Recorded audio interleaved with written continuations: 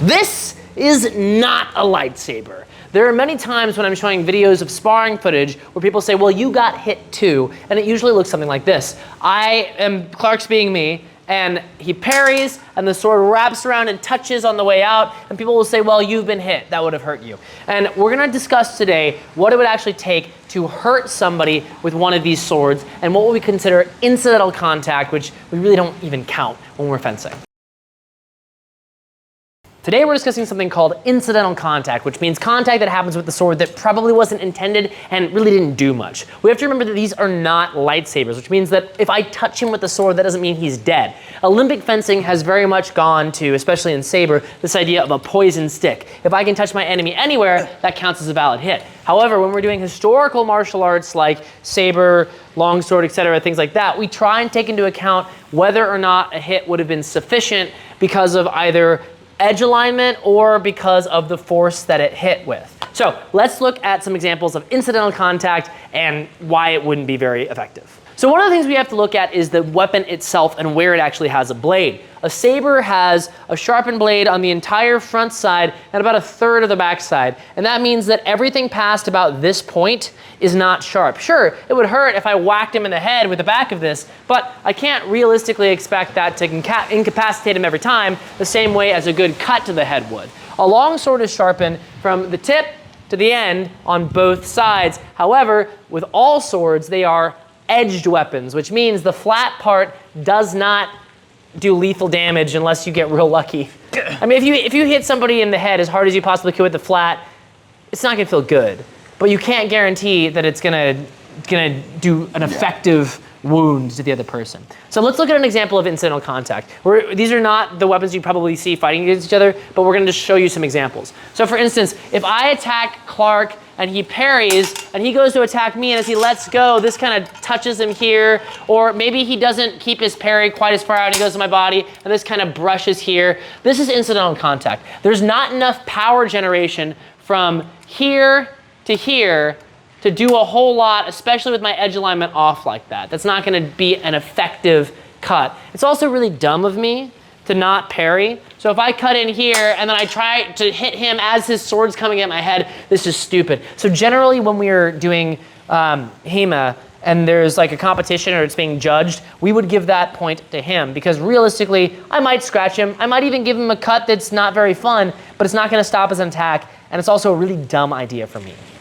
Another thing that happens is, let's say I thrust at Clark and he moves out of the way or something. He's reaching at my head, I don't know. I thrust, he moves. As he goes to hit, I lift this up and hit him with that. Yes, I do have a blade. Yes, I did hit him. However, being able to generate force from here to here, it's gonna be really hard for me to do much more than a nasty scratch.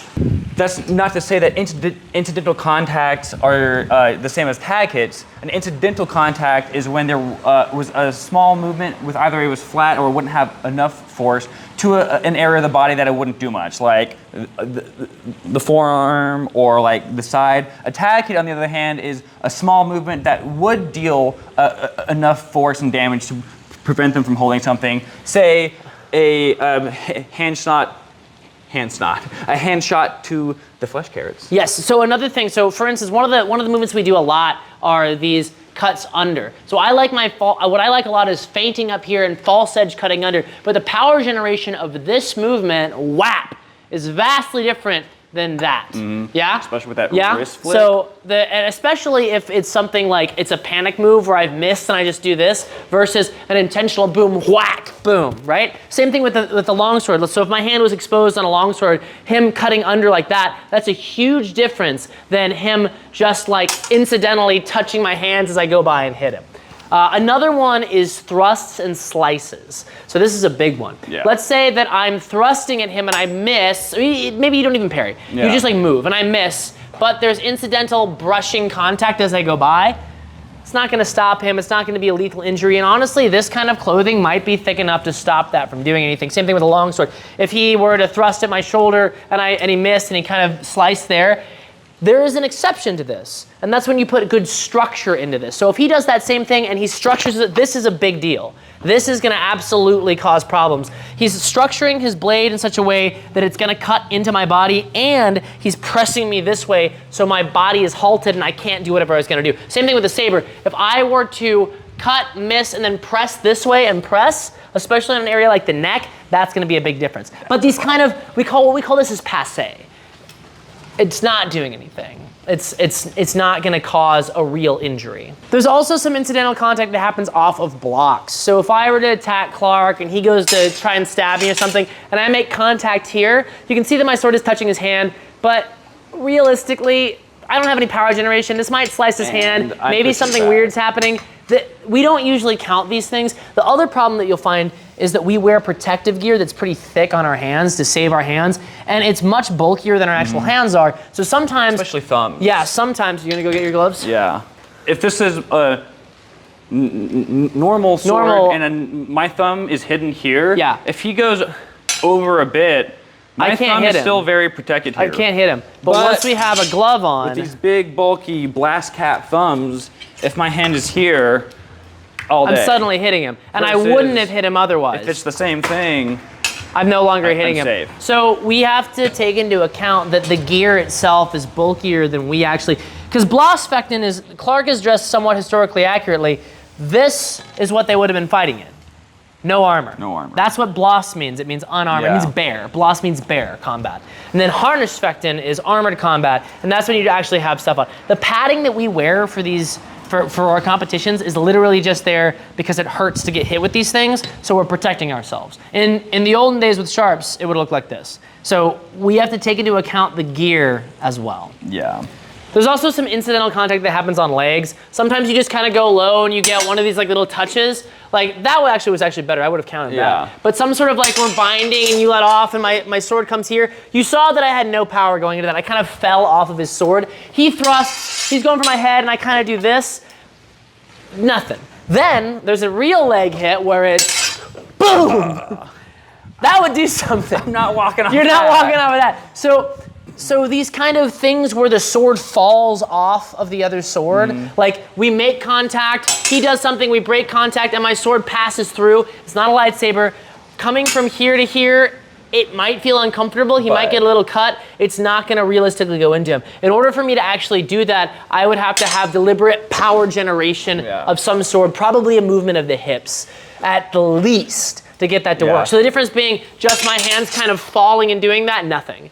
But my hands coming off hip generation, that's gonna be a big problem for him. Yeah, you see this a lot with beginners too, is they'll come in and you'll parry them over and they'll be like, sweet.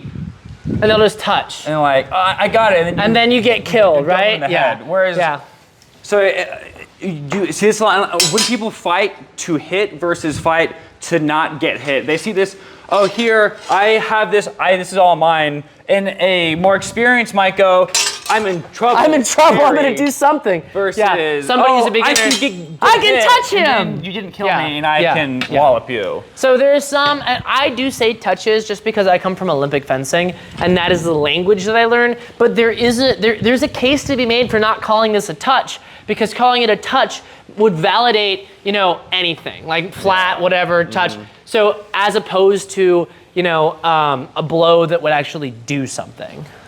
Hows, a hew, which is cut in German. There's also a difference between like a mal parry and just incidental contact and a parry. So if I cut at him and he parries and he's going to do something, I kind of touch here, like he's still got his steel in the way, and then he does something to me especially, it's not gonna do it. There's so much steel in the way there, it's not gonna be a meaningful thing. However, if I can come in, I can take this and I can press, now we're in a situation where it's a real serious threat, a wound that's gonna do something. So, broken parries can or cannot be a good hit, because also these will absorb a lot of the force. If he cuts and I parry and I break through and then I hit here, he absorbed a lot of the force here, and I used, maybe I got here. Yeah. Versus, as you said earlier, actually blowing through and just to control it. And you can kind of tell in a video when a parry fails spectacularly. A lot of times with the arms too, like if I cut in and he's got a bad parry, he's not really covering his whole line, and I can blitz through this and hit, that's gonna do something less than it would if it wasn't there. But that versus like, it fully stops and then I press into him and there's no structure behind, well, I had structure there. Yeah. But like, I do this and I kind of move my arms off. Notice this too, I see this a lot. People kind of searching for that point. They hit and they turn their arms like this. You saw that I make contact with Clark. Let me do slow motion. I hit, I make contact. My sword touches him, but there's nothing behind it. I've left myself open. He didn't even need to do that. No. You just hit me in the head. If I'm here and I do this, he doesn't need to do anything. So this idea of searching for the steel touching the opponent, that's not necessarily going to be a wound that matters. Anything else?